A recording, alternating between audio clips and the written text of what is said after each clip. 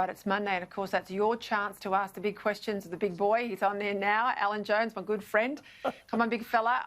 I've got a few things I want to get to, but I have to start. Look at you in your blue. I've got to start if I can. Yes. There are growing calls. I mean, I went through a litany of failures with the Coate inquiry to date, and some of the big questions that she will need to respond to when there's this extraordinary sitting tomorrow at 2 o'clock. And the obfuscation and the fibs and the lies and the cover-ups that have been going on for months. We saw it again with Brett Sutton over the weekend. Surely we must need a Royal Commission in Victoria, and the Victorians won't give it, but where are the feds? Come on, Alan, where are the feds? 100% correct. 100% correct. It's enough is enough, and Scott Morrison should call a Royal Commission into all of this. There is an Inquiries Act in Victoria, by the way, where people can be prosecuted and put in jail if they give false evidence to a public inquiry. But enough is enough. This fellow is way over the odds.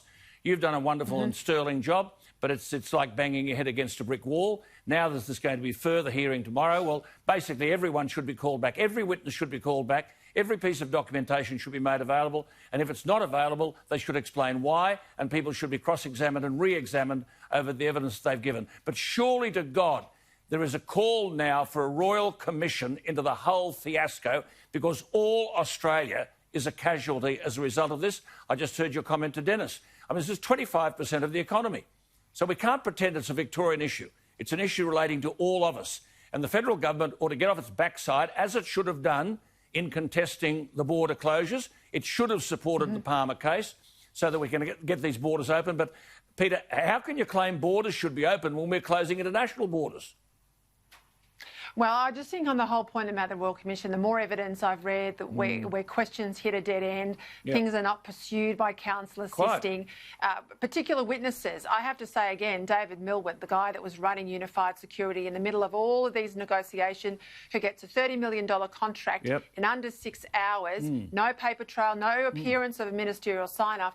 He didn't even give oral evidence. No evidence. Nor has Andrew's staff, Chief of Staff. None of those people have been called, and they all should be called. I just tell you, I haven't even warmed up yet, right? I haven't even warmed up. I've got to go to a question a lot of people are raising in Victoria too, and this is happening, you know, right around the country.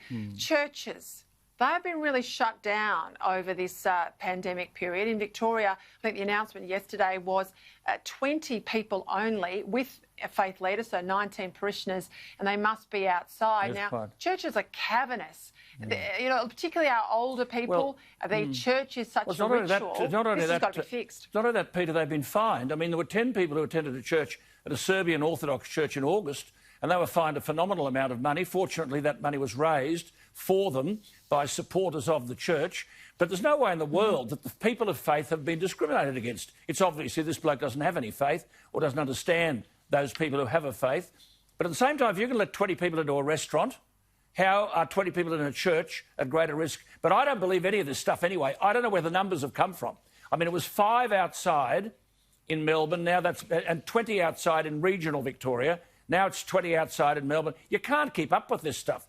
And they make it up. Jones, what? If Brett Sutton can't remember whether he was in a meeting or not in a meeting, if he was in a press conference or not in a press conference, if Brett Sutton can't remember emails and can't remember emails at the top of the height of this issue about private security, do we have any confidence at all that he's across the modelling, that any of this makes sense? No, well, if they've got all these ministers... He said today this was the health advice. Hundreds of thousands of dollars. He said it was health advice. The reason they're doing this is because of health. Well, table the health advice. Where is... And who are these people? They're not experts.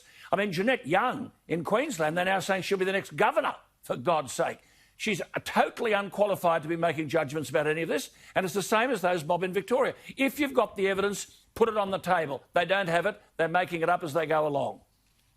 Or forgetting it as they go along. Alan Jones, thank you for your time. You're welcome, Peter.